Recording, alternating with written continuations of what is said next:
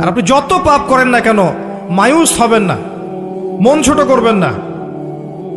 আপনার একটা সেজদা, যে সেজদা আপনি চোখের পানি ঢেলে দিয়েছেন আল্লাহর কাছে, যে আল্লাহ আমার ভুলগুলো তুমি মাফ করে দাও, আমার তওবা তুমি কবুল করো, ইনশাল্লাহ দেখবেন ওই একটা সেজদা যদি কবুল হয়ে যায় আল্লাহ পাক আপনার সব গুনাহ মাফ করে দিবেন ইনশাল্লাহ।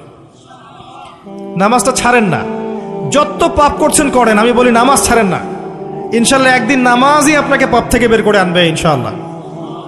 আর শয়তান আপনাকে হতাশ করতে চাইবে, শয়তান আপনাকে হতাশ করতে চাইবে যে তুই তো গার্লফ্রেন্ডের সাথে কথা বললি, রাতের বেলা পর্ন দেখলি, তুই তো ফ্রি মিক্সিংয়ে আছিস, তুই মাদক দ্রব্য খাচ্ছিস, তুই কাজে ফাঁকি মারিস, তুই ট্যাক্স আদায় করিস নাই, দুর্নীতি করছিস, তুই আবার নামাজ পড়বি কেন? শয়তান আপনাকে এগুলো বোঝাবে কিন্তু, যে নামাজ তো আমার শোভা পায় না, আমি তো অনেক পাপী মানুষ। এই ধোকায় পা দিবেন না। আপনি নামাজ কন্টিনিউ করতে থাকেন, ইনশাল্লাহ আল্লাহ পাক আপনাকে পাপ থেকে বের করে আনবেন ইনশাল্লাহ। ওই নামাজটা যদি ছেড়ে দেন তাহলে আর কোনো হাতিয়ার বাকি থাকবে না। আর আপনি যত পাপ করেন না কেন মায়ুস হবেন না, মন ছোট করবেন না। আপনার একটা সেজদা, যে সেজদা আপনি চোখের পানি ঢেলে দিয়েছেন আল্লাহর কাছে, যে আল্লাহ আমার ভুলগুলো তুমি মাফ করে দাও, আমার তওবা তুমি কবুল করো, ইনশাল্লাহ দেখবেন ওই একটা সেজদা যদি কবুল হয়ে যায় আল্লাহ পাক আপনার সব গুনাহ মাফ করে দিবেন ইনশাল্লাহ। হতাশ হবেন না। শয়তান হতাশ করতে চাইবে মানুষকে, শয়তান মানুষকে হতাশ করতে চাইবে। এমনকি আপনার যদি পাহাড়ের পরিমাণ ঋণ থাকে, ওই ঋণ শোধ করার ব্যবস্থা আল্লাহ পাক করে দিবেন ইনশাআল্লাহ তাআলা। হতাশ হবেন না, নামাজ ছাড়েন না। আর আমি একটা কথা বারবার বলেছি, আবারও বলছি, যে চলমান যে 3G 4G নামাজগুলো চলছে এগুলো থেকে নিজেকে দূরে রাখবে। সব এখন ডিজিটাল, নামাজও ডিজিটাল। দেখা যায় যে 5 মিনিটের মধ্যে 4 রাকাত নামাজ শেষ, মাশাআল্লাহ। ইমাম সাহেব যদি 10 মিনিট পড়ায় দেয় তাহলে তো তার চাকরি নট। বোঝেন না? এত তারা, আমার সময় নাই, আমরা ব্যস্ত মানুষ, এত সময় লাগে নামাজ পড়তে? ইমাম সাহেবকে বলছে, কমিটি ইমাম সাহেবকে চার্জ করছে, অথচ ইমামের উচিত তাদেরকে চার্জ করা। উল্টে গেছে এখন আর কি। ওইদিকে আসবো আমি। দাসী তার মনিবকে জন্ম দিবে, মানে সমাজের ন্যায় অন্যায়, ভালো মন্দ, হক বাতিলের মানদণ্ড উল্টে যাবে। দাসী কখনো মনিবকে জন্ম দেয়? মানদণ্ড উল্টে যাবে। আসেন, রিল্যাক্সে নামাজ পড়বেন ইনশাআল্লাহ। আল্লাহ পাক তৌফিক দান করুন। নামাজের মধ্যে যা পড়ছেন এটাকে বোঝার চেষ্টা করতে হবে অর্থটা, তখন দেখবেন নামাজে মনোযোগ বাড়বে ইনশাআল্লাহ। তার আগে অজুটাকে ভালো করে করবেন, তাড়াহুড়া করে অজু করবেন, রিল্যাক্সে অজু করেন, অজুর অঙ্গগুলোকে সুন্দর করে ধন। অজু পরিষ্কার হয় না, এই জন্য নামাজে মনোযোগ থাকে না। আর একটা বদ অভ্যাস আমারও আছে, আপনাদের সবারও আছে, আমি জানি। অজুতে আমরা যে পরিমাণ পানি খরচ করি, এই পরিমাণ পানি দিয়ে নবী সাল্লাল্লাহু আলাইহি ওয়াসাল্লাম গোসল করতেন। হ্যাঁ, আর আপনার মাথায় যত চুল আছে তার চেয়ে বেশি চুল ছিল নবী সাল্লাল্লাহু আলাইহি ওয়াসাল্লামের মাথায়। আপনার 2-3 মাথায় যত চুল আছে তার চেয়ে বেশি চুল ছিল নবী সাল্লাল্লাহু আলাইহি ওয়াসাল্লামের মাথায়।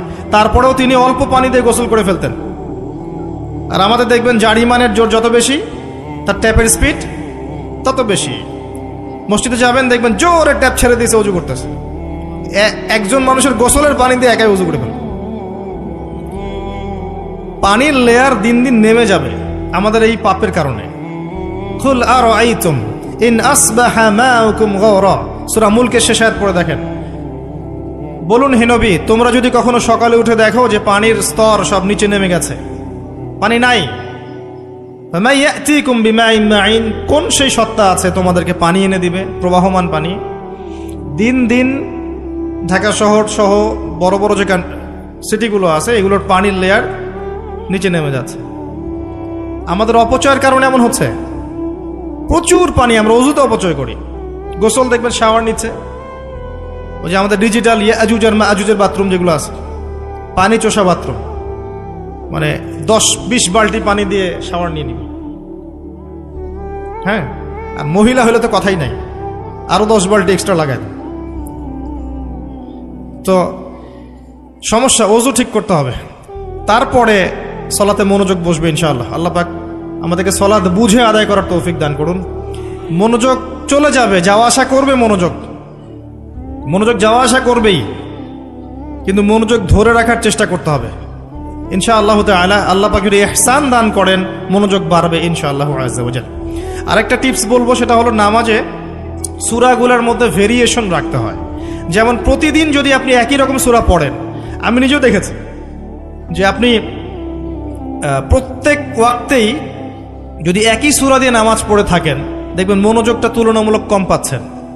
তো এক এক রাকাতে যদি আপনি ভেরিয়েশন নিয়ে আসেন, সূরার মধ্যে ভেরিয়েশন বোঝেন তো, বৈচিত্র্য নিয়ে আসেন, আপনি দেখবেন মনোযোগ বাড়বে। খেয়াল করে দেখেন। এবং তাসবিহ তাহলিল যেগুলো করছেন এগুলোর অর্থটার দিকে যদি ফোকাস করেন, মনোযোগ কিছুটা হলেও বাড়বে। আরেকটা কাজ করলে মনোযোগ বাড়বে, প্রত্যেক সেজদায় দোয়া করতে পারলে। সেজদা করছেন, শুধু সুবহান রাব্বিয়াল আ'লা এতটুকু বলে উঠে যাবেন না, কমপক্ষে একটা দুটো দোয়া করেন, একটা দুটো দোয়া করেন সেজদায়। কারণ সেজদায় সবচেয়ে বেশি দোয়া কবুল হয়। আল্লাহ রাসূল সাল্লাল্লাহু আলাইহি ওয়াসাল্লাম বলেছেন, বান্দা সেজদায় আল্লাহর যত কাছে থাকে অন্য কোনোভাবে বান্দা এত কাছে আসতে পারবে না। এবং এখানে তোমরা বেশি বেশি দোয়া করো, নবী সাল্লাল্লাহু আলাইহি ওয়াসাল্লাম বেশি বেশি দোয়া করতে বলেছেন। দোয়ার জন্য হুজুর ডেকে এত খাওয়ানোর দরকার নাই, নিজে দোয়া করা শেখেন, নিজে দোয়া করা শেখেন। নিজের বাবার জন্য, মায়ের জন্য, আপনার আত্মীয় স্বজনের জন্য, আপনার নিজের জন্য, আপনার স্ত্রী সন্তানের জন্য, সমাজের জন্য, উম্মার জন্য, দেশের জন্য আপনি দোয়া করতে শেখেন।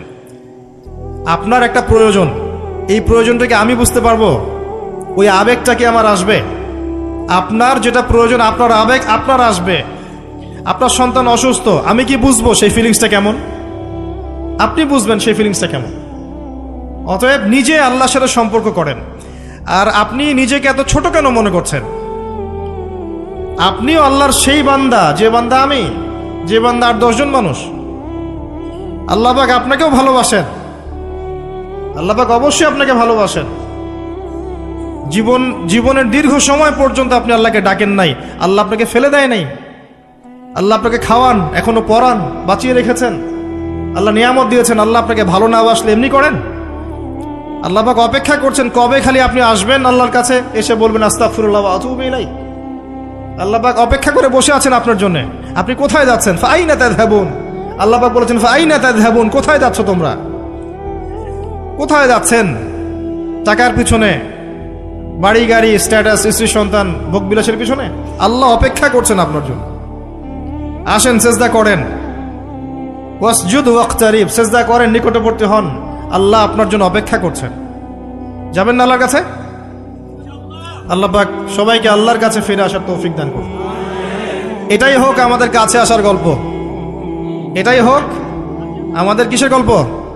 কাছে আসার গল্প। আমাদের জেনার গল্প দরকার নাই। ওদের কাছে জেনা হচ্ছে কাছে আসার গল্প, যার ব্যাপারে আল্লাহ বলেছেন লা তাকরাবু জিনা, ওর ধারের কাছেও যেও না। আর তারা ওইটাকে বলবে কাছে আসার গল্প।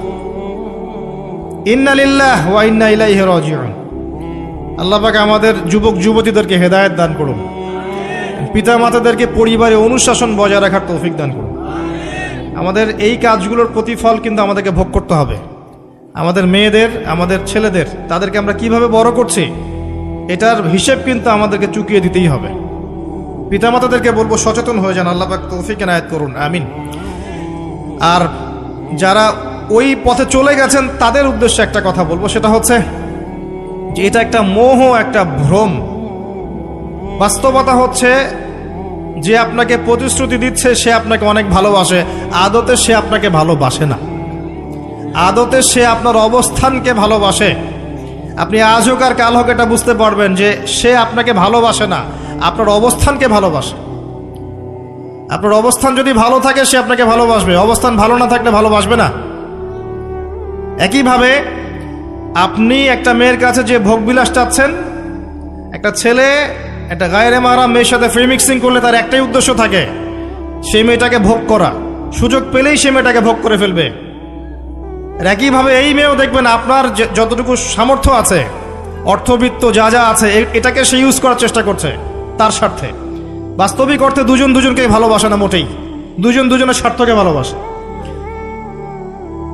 ভালোবাসা আল্লাহর পক্ষ থেকে আসে। কখন আসবে? যখন আপনি হালালের উপর থাকবেন, যখন আপনি বিয়ে করবেন হালালভাবে।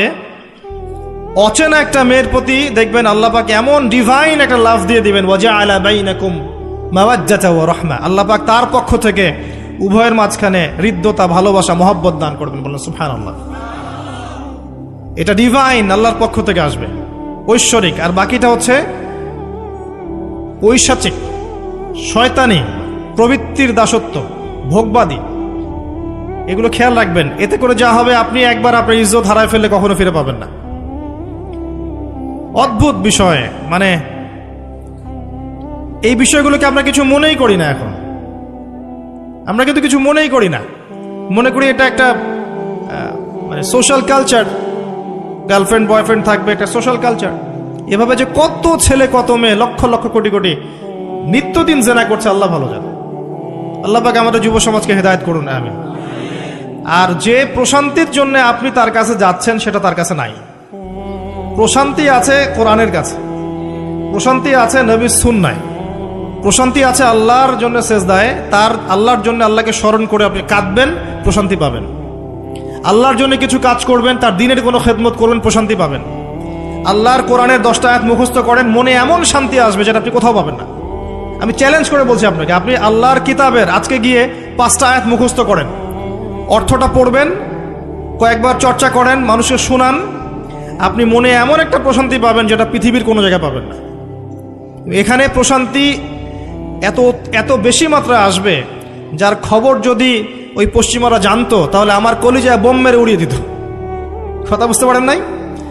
আল্লাহর পথে চললে যে প্রশান্তিটা পাওয়া যায়, এর খবর যদি ইসলামের শত্রুরা জানতো, তাহলে মুসলিমদের কলিজায় পারমাণবিক বোমা মারত। তারা জানে না কি প্রশান্তি এখানে পাওয়া যায়। আপনি যে প্রশান্তির জন্য এখানে যাচ্ছেন, এটা ওখানে নাই। কোরআনের কাছে আছে, সেজদায় আছে, নামাজে আছে, তাহাজ্জুদে আছে, আল্লাহর জিকিরে আছে। আর নেককার স্ত্রীর কাছে আপনি প্রশান্তি পাবেন। এটা আল্লাহ আপনাকে গিফট দিয়েছেন। আদম আলাইহিস সালামকে আল্লাহ পাক দিয়েছেন না? তার একাকী বোধ হচ্ছিল জান্নাতে, আল্লাহ পাক সঙ্গিনী সৃষ্টি করেছেন। এখানে আপনি প্রশান্তি পাবেন, বাকিগুলো প্রশান্তির উৎস নয়। পরে দেখা যাবে ওখানে ছাকা খেয়েছে, খেয়ে তারপরে মাদক সেবন করবে, তারপরে মিউজিকের কাছে যাবে, তারপরে দেখবেন যে পতিতালয়ে যাচ্ছে, তারপরে অহেতুক গুন্ডামি করবে, জীবনটা উচ্ছৃঙ্খল হয়ে গেল। কেউ কেউ আত্মহত্যাও করবে, কারণ হচ্ছে ওই যে শুরুতে একটা মেয়ের সাথে প্রেম করে ছাকা খেয়েছে, ওখানে প্রশান্তি খুঁজেছে, শয়তান এদেরকে নিয়ে খেলেছে, এক পর্যায়ে দুজনের জীবন নষ্ট করে ফেলে দিল। আদতে কি হলো? মুসলিম উম্মাহ থেকে 2টা নক্ষত্র ঝরে গেল। হয়তো ওই যুবককে দিয়ে দিনের কোনো খেদমত হতো, এখন আর হলো না। হয়তো ওই যুবক তার যৌবনকালটা ইবাদত করে কাটাতে পারত, আরও সে ছায়া ছায়া পেত, আর পেল না। শয়তান সাকসিড, শয়তান জিতে গেল। এ হচ্ছে বাস্তবতা। বাস্তবতা বোঝেন, আল্লাহর কাছে ফিরে আসেন, আল্লাহ আপনার অপেক্ষা করছেন। আসবেন না আল্লাহর কাছে? এটাই হোক আল্লাহর কাছে আমাদের কাছে আসার গল্প। আল্লাহ পাক আমাদেরকে তৌফিক দান করুন, আল্লাহুম্মা আমিন। তো সুন্নতের কথা বলতে গিয়ে আসলাম। নবী সাল্লাল্লাহু আলাইহি ওয়াসাল্লামের সুন্নাহ আমরা যেন আমাদের সামগ্রিক জীবনে পালন করার চেষ্টা করি, আল্লাহ পাক চেষ্টাটা যেন কবুল করেন, আমিন। এরপরে আছে সালাতের কথা, তারপরে আছে আপনার যাকাতের কথা। নিসাব পরিমাণ সম্পত্তি হয়ে গেলেই যাকাত দিতে হবে। এটা নফল কিছু নয়, ফরজ জিনিস। যদি আপনি সামর্থ্যবানদের যাকাতগুলো কালেক্ট করতে পারতেন, কেউ যদি পারত, দেখতেন এই যাকাতের অর্থগুলো দিয়ে এত এত মানে বিগ বিগ প্রজেক্ট করা যেত, যেটা আপনি কল্পনা করতে পারবেন। এটা কিন্তু নফল কিছু নয়, দিতেই হবে, বাধ্যতামূলক। যাকাত আল্লাহ পাক এই জন্য ফরজ করেছেন, যাতে করে সমাজের মধ্যে ধনী এবং গরিবের সাম্য বজায় থাকে। এটা গরিবের হক।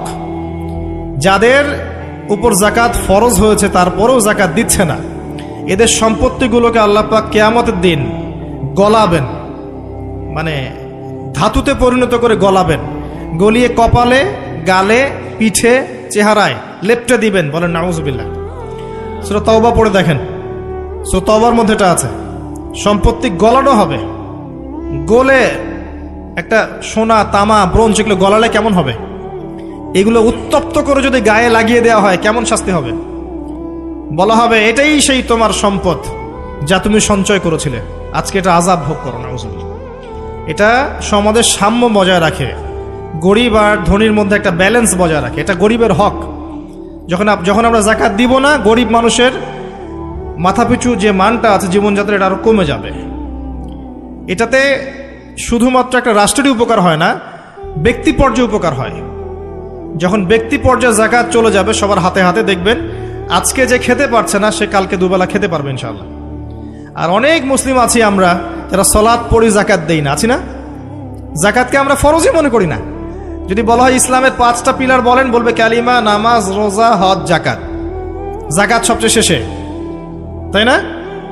জাকাতকে পাঠাইছে সবচেয়ে শেষে, অথচ আল্লাহ বলেছেন কালিমা, তারপরে সালাত, তারপরে জাকাত, তারপরে সওম, তারপরে হজ। জাকাতকে গুরুত্ব দিন, এটা ইসলামিক অর্থনীতির মূল ভিত্তি। জাকাতের উপরে আল্লামা তকি উসমানী শাইখের একটা বই আছে, এই বইটা পড়তে পারেন, অত্যন্ত চমৎকার। জাকাত নিয়ে বিস্তারিত আলোচনা করা হয়েছে এবং জাকাত কিভাবে মানবতার উপকার করবে এটা বলা আছে। আজকে এটা টপিক না, আমি না হলে অনেক লম্বা কথা বলতে পারতাম। আল্লাহ পাক আমাদের সবাইকে জাকাত দেওয়ার তৌফিক দান করুন, আমিন। এরপরে সওমের কথা বলেছেন, সওম ইনশাল্লাহ সামনে আসবে, আমরা সবাই রাখবো। আল্লাহ পাক আমাদের সবাইকে 30টা সওম, পুরো মাস সওম রাখার তৌফিক দান করুন, আমিন। এবং সওমটা শুধু না খেয়ে থাকা আর পিপাসার্থ থাকার নাম নয়, বরং আল্লাহ পাকের যাবতীয় নিষেধ ছেড়ে দেওয়ার নাম কিন্তু সওম। এটা একটা হিজরত, মানে আল্লাহ পাক যত বিষয় নিষেধ করেছেন এগুলোকে ছেড়ে দেওয়ার নাম কিন্তু রোজা বা সওম। শুধু না খেয়ে থাকার নাম সওম নয়। না খেয়ে থেকে কেউ যদি গালি দেয়, গীবত করে, সুদ খায়, জিনা করে, তার কি রোজা হবে? হবে না। আল্লাহ পাকের নিষেধগুলো বর্জন করলে পরে রোজা হবে ইনশাল্লাহ। এর উদ্দেশ্য কি? তাকওয়া অবলম্বন করা। কুতিবা আলাইকুমুস সিয়াম কামা কুতিবা আলাল্লাযিনা মিন ক্বাবলিকুম লাআল্লাকুম তাত্তাকুন। উদ্দেশ্যটা কি? লাআল্লাকুম তাত্তাকুন।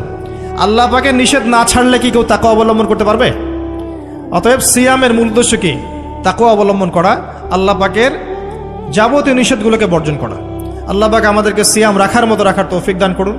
রমজান মাসে আমরা ইফতার করাবো বেশি বেশি ইনশাআল্লাহ। বেশি বেশি মানুষকে ইফতার করাবেন, বেশি বেশি নফল দান সাদাকা করবেন, জাকাতগুলো দিয়ে দিবেন। রমজান মাসে কিয়ামুল লাইল করবেন, তারাবির নামাজ সুন্দর করে লম্বা করে পড়বেন। রাকাত সংখ্যা নিয়ে ঝগড়া করেন না। আমরা যে কাজগুলো করি ঝগড়াটা বেশি করি। কোয়ালিটি দেখবেন আল্লাহ, কোয়ালিটি, কোয়ান্টিটি না। নামাজটা কেমন কোয়ালিটি সম্পন্ন ছিল। এবং এই রমজান মাসে সবচেয়ে বেস্ট নিয়ামা হচ্ছে কোরআন। এই মাসে কি হয়েছে? কোরআন নাজিল হয়েছে। এই কোরআনকে সময় দিতে হবে। যারা কোরআন তেলাওয়াত করতে জানি না, রমজান মাসে শিখতে হবে। যারা জানেন তারা খতম দিবেন, তেলাওয়াত করবেন, খতম দিবেন। যারা আরও ভালো জানেন তারা গবেষণা করবেন, পুরো কোরআনটা গবেষণা করবেন। পারা যাবেন ইনশাল্লাহ। আল্লাহ পাক সবার আগে আমাকে, অতঃপর আপনাদের সবাইকে তৌফিক দান করুন, আমিন। এবং দ্বীনের জন্য তালিম করবেন, ইমানের আলোচনা করবেন, মসজিদে দার্স দিবেন, ইফতার করাবেন, গরিবদেরকে সাদাকা করবেন, ওসর দিবেন, ফিতরা আদায় করবেন। রমজান মাসটাকে একটা ইসলামের ইবাদতের সংস্কৃতি বানিয়ে ফেলবেন। রমজানের প্রতিটা মোমেন্টকে কাজে লাগানোর চেষ্টা করবেন। আল্লাহ পাক সবাইকে তৌফিক দান করুন, আল্লাহুম্মা আমিন। ইফতার একসাথে করবেন, বাসায় সবাই একসাথে ইফতার করবেন। একটা কমিউনিটি, একটা মানে কি বলবো, ইসলামের উৎসব যেন বিরাজ করে। পরিবারের ছোটরা দেখবে যে আজ রমজানে আমরা সবাই একসাথে ইফতার করি। একটা বড় থাল কিনবেন বাসায়, এই বড় থালে খাওয়া কিন্তু সুন্নাত। একটা বড় থাল যেখানে পরিবারের সবাই সদস্য মিলে খাবেন। বাচ্চা কাচ্চা, ছোট ছোট বাচ্চারা দেখে দেখে বড় হবে যে আমরা রমজান মাসে বাবা মা সবার সাথে বসে খেয়েছি এভাবে। ওদেরকে হাদিয়া দিবেন, রোজা রাখলে উৎসাহিত করবেন, রোজা রাখলে গিফট দিবেন, হাদিয়া দিবেন। যে আম্মু তোমার বয়স যদিও রোজা ফরজ হয় নাই, রাখার চেষ্টা করো, যদি রাখতে পারো তাহলে আমি তোমাকে একটা গিফট কিনে দেব। রাখতে উৎসাহিত করেন, দেখবেন ইনশাল্লাহ এই চর্চাগুলো পরবর্তীতে ওদের মধ্যে তাকওয়া নিয়ে আসবে ইনশাল্লাহ। আমাদের মনে আছে আমরা যখন ছোট, রোজা ফরজ হয় নাই, আমাদেরকে এভাবে বকশিস দেওয়া হতো, রোজা রাখলে 10 টাকা দেওয়া হবে। তখন অবশ্য 10 টাকার মান এখনকার 100 টাকার চেয়ে বেশি ছিল। আর আপনার টাকার মান দিন দিন কমবেই, কারণ ইসলামিক কারেন্সি যারা বোঝে না তারা এগুলোর সম্পর্কে বিরূপ মন্তব্য করতে পারে। বাট আমরা জানি যে একটা সভ্যতা মানুষের সম্পদ চুষে খাচ্ছে এবং ডে বাই ডে এটা হতেই থাকবে। যাই হোক, ওই টপিকে আর গেলাম না। তো আমাদেরকে পুরস্কৃত করা হতো এভাবে, উৎসাহিত বোধ করতাম। কয়টা রেখেছি? 7টা, তারপরের বছর 10টা, তারপরের বছর 15টা। এভাবে করতে করতে দেখবেন আপনার বাচ্চা রোজা রাখা শিখে যাবে। এবং সওম রাখলে শরীরের কোনো ক্ষতি নাই, উপকার ছাড়া। ক্ষতি আছে? কোনো ক্ষতি নাই, কোনো ক্ষতি নেই উপকার ছাড়া। সবচেয়ে বড় কথা হচ্ছে যারা খেতে পারে না ওদের ফিলিংসটা আপনি বুঝতে পারবেন। আপনিও বুঝতে পারবেন যে না খেয়ে থাকা এটা কেমন। আল্লাহ পাক যে খাওয়াচ্ছেন আমাকে, এটা কত বড় নিয়ামত ছিল। আল্লাহ পাক আমাদের সবাইকে রমজান মাস পর্যন্ত পৌঁছে দিক এবং রমজানে 30টা সওম পুরো মাস রমজানের যাবতীয় কাজের সাথে আদায় করার তৌফিক এনায়েত করুন, আমিন। আর সম্ভব হলে রমজান মাসে উমরা করবেন। সম্ভব হলে রমজান মাসে উমরা করতে পারেন। এটা খুব বড় একটা ইবাদত এবং এটাতে যে নববী রুহানি একটা স্বাদ পাবেন, এটা কিন্তু বলে বোঝাতে পারবো না আমি, আপনি করলে পরে বুঝতে পারবেন। আল্লাহ পাক তৌফিক দান করুন সবাইকে, আল্লাহুম্মা আমিন। এরপরে আছে সামর্থ্য হলে হজের কথা। আলহাজ টাইটেলের জন্য নয়, মানুষ আমাকে আলহাজ বলবে, হ্যাঁ, মানুষকে দেখানোর জন্য হজ, আমাকে হাজী সাহেব বলবে, এই জন্য হজ নয়। হজ করতে যাবেন ইব্রাহিমী চেতনা শিখতে। হজের কাজের মধ্যে ইব্রাহিম আলাইহিস সালামের একত্ববাদের চেতনা আছে। আরাফার মাঠে আপনি কিয়ামতের মাঠকে ফিল করবেন, সাই করবেন, তখন হাজরা আলাইহিস সালামের সেই কষ্ট ফিল করবেন। প্রত্যেকটা কাজের পিছনের ঘটনা কি এটা আপনাকে ফিল করতে হবে। পাথর মারবেন, নাস্তিকরা এগুলো নিয়ে মজা করে না, ঠাট্টা মশকরা করে। সন্তানকে জবাই করার যে হুকুমটা ছিল, সেখানে শয়তান ধোঁকা দিচ্ছিল না? শয়তান যে প্রত্যেকটা কাজে আমাদেরকে বিভ্রান্ত করে, এই চেতনাটা ওখানে জাগ্রত হয়। প্রত্যেকটা কাজ আমাদের বাহ্যিকভাবে দেখলে হবে না, এর পিছনে ভিতর একটা আধ্যাত্মিকত্ব থাকে, রুহানিয়াত থাকে, ওইটা বুঝতে পারলে ইসলাম বোঝা যাবে ইনশাআল্লাহ। তো হজের প্রতিটা কাজ আপনি দেখবেন ইব্রাহিম আলাইহিস সালামের সুন্নাহ, হাজরা আলাইহিস সালামের আত্মত্যাগ, ইসমাইল আলাইহিস সালামের ঘটনা, কিয়ামতের মাঠ, দোয়া কবুলের মাঠ, তাওয়াফ, এই প্রত্যেকটা বিষয় আপনার ক্ষুদ্রত্ব, আল্লাহর বিশালত্ব, এগুলো আপনাকে বুঝিয়ে দিবে। শুধু আলহাজ টাইটেলের জন্য নয়, বরং আল্লাহর কাছে আত্মসমর্পণ করার জন্য, প্রকৃত ইসলাম বোঝার জন্য হজ করবেন। আল্লাহ পাক তৌফিক দান করুন। দোয়া করে আল্লাহ পাক সবাইকে জীবনে অন্তত একটাবার জন্য হজ করার তৌফিক দান করেন, আমিন। এটা প্রথম প্রশ্ন ছিল। দ্বিতীয় প্রশ্ন তিনি করছেন, কোন ব্যক্তি? ওই যে ধবধবা সাদা জামা পরা ব্যক্তি, মনে আছে না ভুলে গেছেন? সে কোথায় বসে আছে? হ্যাঁ, সামনে, হাঁটুর সাথে হাঁটু লাগিয়ে, হাত কোথায়? উরুর উপরে। উস্তাদের সামনে বসার আদব এটা, উস্তাদের সামনে বসার আদব। দ্বিতীয় প্রশ্ন করছে, ও এবার সেই ব্যক্তি বলছে সাদাক্ত, আপনি সত্য বলেছেন। এবার পাশে ছিলেন উমর রাদিয়াল্লাহু আনহু, তিনি বলছেন ফাআজিবনা লাহু, আমরা অবাক হয়ে গেলাম। ইয়াসআলুহু ওয়া ইউসাদ্দিকুহু, সে নিজেই প্রশ্ন করলো, নিজেই আবার সত্যায়ন করছে। কে এই ব্যক্তি? কারণ যে প্রশ্ন করে সে কি সত্যায়ন করতে পারে? আপনি জানতে এসেছেন, একটা বিষয় জানতে এসেছেন, উত্তর পেলেন, আপনি নিজেই বলছেন হ্যাঁ আপনি সত্য বলেছেন, তার মানে আপনি আগে থেকে জানেন, তাই না? এবার দ্বিতীয় প্রশ্ন করছেন তিনি, ইয়া মুহাম্মদ, বলেন সাল্লাল্লাহু আলাইহি ওয়াসাল্লাম, আখবিরনি আনিল ঈমান, আমাকে ঈমান সম্পর্কে বলুন। এখন নবী সাল্লাল্লাহু আলাইহি ওয়াসাল্লাম বলছেন, আল ঈমান, ঈমান হচ্ছে আন তুমিনা বিল্লাহ, তুমি বিশ্বাস করবে প্রথমত এক আল্লাহর প্রতি, ওয়া মালাইকাতিহি, তার ফেরেশতা মণ্ডলীর প্রতি, ওয়া কুতুবিহি, সমস্ত আসমানি কিতাবের প্রতি, ওয়া রুসুলিহি, সমস্ত নবী রাসূলগণের প্রতি, ওয়াল ইয়াউমিল আখির, পরকালের জীবনের প্রতি। 6 নাম্বার, ওয়া আন তুমিনা বিল কদরি খায়রিহি ওয়া শাররিহি, এবং তুমি ঈমান আনবে, বিশ্বাস করবে তাকদীর বা ভাগ্যের ভালো মন্দের প্রতি। এই 6টা বিষয়ের প্রতি মনে বিশ্বাস করবে, মুখে স্বীকার করবে এবং কাজে বাস্তবায়ন করবে, এর নাম হচ্ছে ঈমান। মনে থাকবে কয়টা বিষয়? 6টা। এখানে একটা কথা আমি বলি, আগেও বলেছি আবার বলছি, এই 6টা বিষয় গায়েবের বিষয়, এগুলোকে আপনি যুক্তি, বিজ্ঞান, দর্শন দিয়ে প্রমাণ করতে পারবেন না। পারবেন? পারবেন না। পরীক্ষা নিরীক্ষা, যুক্তি, বিজ্ঞান, দর্শন দিয়ে ল্যাবরেটরিতে বসে কি আল্লাহ, ফেরেশতা, আসমানি কিতাব, নবী রাসূল, পরকাল পরীক্ষা করা যায়? যায় না। এগুলো কিসের বিষয়? গায়েবের বিষয়। আল্লাযীনা ইউমিনুনা বিল গায়ব, মুত্তাকি কারা? যারা গায়েবে বিশ্বাস করে, এদের জন্যই হচ্ছে আলিফ লাম মিম যালিকাল কিতাব লা রাইবা ফি হুদাল লিল মুত্তাকিন। তো ঈমানের 6 পিলারকে 3টা কাজ করতে হবে, মনে বিশ্বাস, মুখে স্বীকৃতি এবং কাজে বাস্তবায়ন। যারা শুধু বিশ্বাসটাকেই সবকিছু মনে করে, এদেরকে বলা হয় মুরজিয়া বা শৈথিল্যবাদী। আর যারা কাজ করতে গেলেই পান থেকে চুন খসলেই কাউকে কাফের বলে ফেলে, এদেরকে বলা হয় খাওয়ারেজ বা খারেজি। আহলে সুন্নাহ ওয়াল জামায়াতের আকীদা হচ্ছে মাঝখানে। ঈমানের বেইজ হচ্ছে দুটো জিনিস, মনে বিশ্বাস, মৌখিক স্বীকৃতি। কাজে বাস্তবায়ন হচ্ছে ফুরু বা শাখা। কাজ করতে গিয়ে যদি আপনার ভুল হয়, কবিরা গুনাহ করে ফেলেন, আপনি কাফের হবেন না, বরং ফাসেক বা জালেম হতে পারেন। এবং কবিরা গুনাহ করে ফেললেই কাউকে হত্যা করা জায়েজ নাই, তার তওবার দরজা কি আছে? খোলা আছে। এই হলো ঈমান। তারপরে তিনি আবার প্রশ্ন করছেন, ইয়া মুহাম্মদ, বলেন সাল্লাল্লাহু আলাইহি ওয়াসাল্লাম, আখবিরনি আনিল ইহসান, আমাকে ইহসান সম্পর্কে বলুন।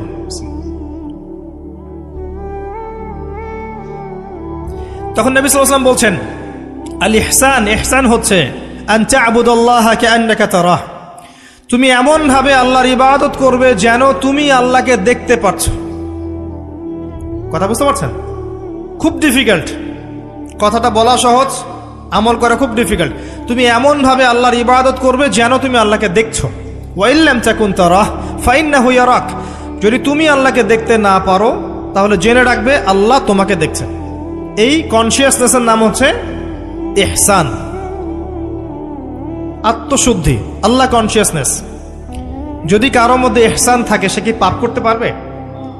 সে কেউ যদি ফিল করে যে আল্লাহ আমাকে দেখছেন প্রত্যেকটা কাজে, ইবাদতে, ব্যবসায়, মুআমালাতে, সামাজিক বিষয়ে, চাকরি বাকরি, ওয়ার্ল্ড অ্যাফেয়ার্স, প্রত্যেকটা বিষয়ে যদি কেউ মনে করে আল্লাহ আমাকে দেখছেন, তাহলে কি কারো পক্ষে পাপ করা সম্ভব? এই চেতনাটা আল্লাহ পাক জাগ্রত করতে বলেছেন। আল্লাহ পাক আমাদের সবাইকে আমলে, আকীদায়, মুআমালাতে ইহসান দান করুন, আল্লাহুম্মা আমিন। আর এই ইহসানের সাথে একটা শব্দ সম্পর্কিত, এর নাম হচ্ছে তাকওয়া। একটা আপনাদের এখানে সি বিচ আছে না, ধরেন একটা সি বিচের মধ্যে কিছু কাচের টুকরা ফেলে দেওয়া হয়েছে, ছোট্ট একটা জায়গায় সৈকতে কাচের কিছু টুকরা ফেলে দেওয়া হয়েছে। আপনাকে বলা হলো যে এর উপর দিয়ে হাঁটেন। এখন আপনি কিভাবে হাঁটবেন? নর্মালি হাঁটবেন না পাগুলো ফেলে ফেলে খুব কেয়ারফুলি হাঁটবেন? এই হাঁটাটা হচ্ছে তাকওয়া। এই হাঁটাটার এক্সাম্পল হচ্ছে তাকওয়া। মানে এই কাচের টুকরাগুলো হচ্ছে গুনাহ, শয়তানের ট্র্যাপ, ফাসাকি, জুলুম, অন্যায়, অত্যাচার, পাপ। এখান থেকে বেঁচে বেঁচে আপনাকে পা ফেলতে হবে, এর নাম তাকওয়া। আর কখন ফেলা সম্ভব হবে? যখন আমি ফিল করব আল্লাহ আমাকে দেখছেন। এই কনসিয়াসনেস না থাকলে এটা হবে না। টেবিলের তল দিয়ে আপনি ঘুষ দিচ্ছেন, যে নিচ্ছে সে যদি ওই সময় চিন্তা করে আল্লাহ আমাকে দেখছেন, নিতে পারবে? ব্যবসা করছেন, মাপে ওজন কেউ দেখছে না, কাস্টমার দেখে নাই, আপনি দেখছেন, বুঝতে পারছেন। আপনি যদি ওই সময় চিন্তা করেন যে আল্লাহ আমাকে দেখছেন, এ দেখে নাই, আপনি কি কম দিতে পারবেন? পারবেন না। বোনের সম্পত্তি আপনি সিস্টেম করে নিতে পারেন, বোন শিক্ষিত না, বোঝে না, আপনি চিন্তা করছেন আল্লাহ তো আমাকে দেখছেন, পারবেন নিতে? প্রতিটা কাজ যদি এতটুকু মানুষ ফিল করে যে আল্লাহ আমাকে দেখছেন, আপনি পারবেন না করতে। এরপরেও যদি পাপ হয়ে যায়, দেন তওবা করে ফিরে আসতে হবে। আল্লাহ পাক সবাইকে তাকওয়া অবলম্বন করে তৌফিক এনায়েত করুন। মানুষ যখন আল্লাহকে পেয়ে যায়, হ্যাঁ, মানুষ যখন আল্লাহকে পেয়ে যায় তখন সে দুনিয়ার আসল বাস্তবতা বুঝতে পারে, দুনিয়া কি জিনিস। আলী রাদিয়াল্লাহু আনহুর একটা বই পড়ছিলাম, উনার যে মানে দর্শনগুলা, উনার যে মানে চিন্তা ভাবনাগুলো, উনার কিছু লেখা ছিল, কিন্তু এগুলো সব জায়গায় আসে নাই। এই বইগুলো সবাই পায় না, কিন্তু রেয়ার বই। তো ওখানে দুনিয়ার এক্সাম্পল দিচ্ছেন তিনি বলছেন দুনিয়া এমন জায়গা যেখানে কেউ যদি ডুব দেয়, সমুদ্রে ডুব দেওয়ার মতো জাস্ট ডুব দেয়, তাহলে তার আমল, যত নেক আমল, সব আমল কমে আসবে। এটা কিন্তু বাস্তব। দুনিয়াতে ডুব দিবেন আপনি, দেখবেন আপনার নেক আমলগুলো কমে আসতেছে। তিনি বলছেন দুনিয়া হচ্ছে সাপের মতো। কেমন? সাপের মতো। ধরতে নাকি খুব সফট লাগে, ধরতে খুব স্পর্শ করতে সফট মনে হয়, কিন্তু এর বিষ যদি একবার ঢুকে দেয় শরীরে, আর রেহাই নাই। কথাগুলোর গভীরতা অনেক। এক জায়গায় লিখছেন উনি যে আমি দুই শ্রেণীর মানুষকে নিয়ে খুব সমস্যা আছে। এক শ্রেণী হচ্ছে যারা জাহেল আবেদ, মানে ইবাদত করে, অনেক ইবাদত করে কিন্তু জাহেল, জ্ঞান নাই কিন্তু ইবাদত করে, এদেরকে নিয়ে আমি খুব সমস্যা আছে। আর এক শ্রেণী হচ্ছে যারা ব্যক্তিত্বহীন আলেম, এদেরকে নিয়ে আমি সমস্যা আছে। আলেম কিন্তু কোনো ব্যক্তিত্ব নেই, এই জন্য মানুষ তার কাছে আসে না, দূরে সরে যায়। ব্যক্তিত্বহীনতার কারণে অনেক আলেম থেকে মানুষ দূরে সরে যায়, কিন্তু একজন আলেম যদি ব্যক্তিত্বশীল হয়, মানুষ তার কাছে আসে। খেয়াল করে দেখবেন। তো উনি বলছেন আমি এই দুই শ্রেণীর মানুষকে নিয়ে সমস্যা আছে, আর পড়তে শুরু করলে মনে হয় যে পড়তেই থাকে।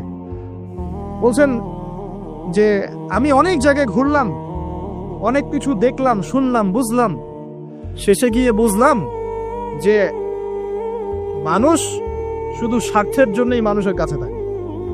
বলছে কথা। তিনি বলছেন তুমি যদি ভালোবাসাকে বাড়াতে চাও তাহলে মানুষের সাথে খুব বেশি মেলামেশা করতে চাও, একটু কম মেলামেশা করো, একটু দূরত্বে থাকো, তোমাকে মানুষ ভালোবাসবে। আর তুমি যদি খুব বেশি ডুব দাও না, তখন তোমার মূল্য আর ব্যক্তিত্ব নষ্ট হয়ে যাবে। এক একটা কথা কতগুলো বলে শেষ, অনেক আছে। এক পর্যায়ে তিনি ফাতিমা রাদিয়াল্লাহু আনহা যে ইন্তেকাল, এই ইন্তেকালকে নিয়েও দুটো লাইন লিখেছেন। এই লাইনগুলো পড়তে গিয়ে চোখ দিয়ে পানি চলে আসছে।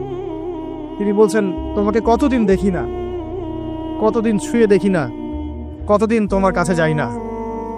সবাই বলে তুমি আমার থেকে দূরে, কিন্তু সত্যি কথা হচ্ছে তুমি আমার কলিজার ভিতরে আছো। এমন করে লিখেছেন ফাতিমা রাদিয়াল্লাহু আনহা সম্পর্কে। হে আমার প্রিয়তমা, তোমাকে কতদিন দেখি না, তোমার চেহারা কতদিন দেখি না, তোমাকে কতদিন ছুঁইতে পারি না।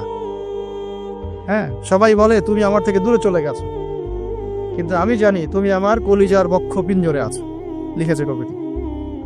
তো আপনারা একটু পড়াশোনা করবেন। স্পেশালি আমি আপনাদের এনকারেজ করি যে চার খলিফার জীবনে অবশ্যই পড়বেন। চার খলিফার জীবনী পড়বেন, সাহাবীদের জীবনী পড়বেন। তারা কিভাবে দিন শিখেছেন, বুঝেছেন, পালন করেছেন, প্রচার করেছেন, দিনের জন্য কত ত্যাগ স্বীকার করেছেন, এগুলো পড়বেন। আমি খুব রিকোয়েস্ট করি আপনাদেরকে যে আপনারা ইতিহাস পড়বেন। রাসূল সাল্লাল্লাহু আলাইহি ওয়াসাল্লামের জীবনী থেকে শুরু করে একদম অটোমান এম্পায়ার পর্যন্ত ইতিহাসগুলো পড়ে দেখেন। কিভাবে ইসলাম আজকে এই জায়গায় আসছে আপনি চিন্তাই করতে পারবেন। কত চড়াই উতরাই পেরিয়ে যে ইসলাম আজকে এই জায়গায় আসছে আপনি চিন্তাই করতে পারবেন। প্রিয় ভাইরা, আমাদের নবীজি সবচেয়ে ভালো মানুষ হওয়া সত্ত্বেও তাকে কিন্তু গালি খেতে হয়েছে এবং হত্যার চেষ্টাও করা হয়েছে। মনে রাখবেন, শুধু সৎ কাজের আদেশ করার নাম ইসলাম নয়, শুধু আংশিক বিষয় পালন করার নাম ইসলাম নয়, অসৎ কাজের নিষেধের নামও ইসলাম, এবং আল্লাহ নিষেধগুলো ছেড়ে দেওয়ার নামও ইসলাম। আল্লাহ পাক এটাই বলছে সূরা বাকারা 84-85-তে, তোমরা কি কিতাবের কিছু অংশ মানো, কিছু অংশ মানো না। ফামা জাযাউ মা ইয়াফআলু যালিকা ইল্লা খিজয়ুন ফিল হায়াতিদ দুনিয়া, দুনিয়াতেই আমি লাঞ্ছিত করে দেব এমন অপরাধ করলে। ইয়াউমাল কিয়ামা ইউরাদ্দুনা ইলা আশাদ্দিল আযাব, কিয়ামতের মাঠে সবচেয়ে যন্ত্রণাদায়ক শাস্তি এদেরকে দেওয়া হবে। কাদেরকে? যারা কিতাবের কিছু অংশকে মানি, কিছু অংশ মানি না। পারি না পারি, আগে আকীদা পরিষ্কার রাখবো যে ইসলামে প্রত্যেকটা বিষয়ের হেদায়েত আছে। এটাই চূড়ান্ত দিন, এর বাইরে কোনো দিন আল্লাহর কাছে গ্রহণযোগ্য হবে না। কেউ চর্চা করলে তা কোশ্চিনকালও কবুল করা হবে না। এবার আসেন, এর ভিত্তি কি? এর ভিত্তি হচ্ছে দুইটা। কয়টা? দুইটা। দুইটা থেকে আরো দুইটা এসেছে, এই দুইটা হচ্ছে মূল। নবী সাল্লাল্লাহু আলাইহি ওয়াসাল্লাম বলছেন, তারাকতু ফিকুম আমরাইন, আমি তোমাদের মাঝে রেখে গেলাম মাত্র দুটো বস্তু। কয়টা বস্তু? দুটো বস্তু। লাম তাদিল্লু মা তামাসসাকতুম বিহিমা, তোমরা কোশ্চিনকালেও পথভ্রষ্ট হবে না যতদিন পর্যন্ত এই দুটাকে আঁকড়ে ধরে থাকবে। কোন দুটা? এক নাম্বার আল কিতাবুল্লাহ, আল্লাহর কিতাব। দুই নাম্বার ওয়া সুন্নাতে নবীহি, তার নবীর সুন্নত। তো কোরআন এবং সুন্নত মিলেই কোরআন এবং হাদিস নয় কি?